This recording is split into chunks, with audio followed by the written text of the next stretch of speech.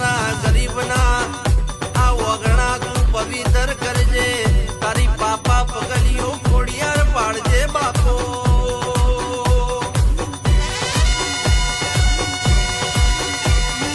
મોણહનો જન્મ દાડો કહેવાય મારી ખોડિયાર તારો પ્રાગટ્ય દિવસ કહેવાય માં મોણહન તો 80, 90 અને એથી વધારે 100 વર્ષનું જીવન હોય મારી ખોડિયાર તું આજો જુગથી અમર છે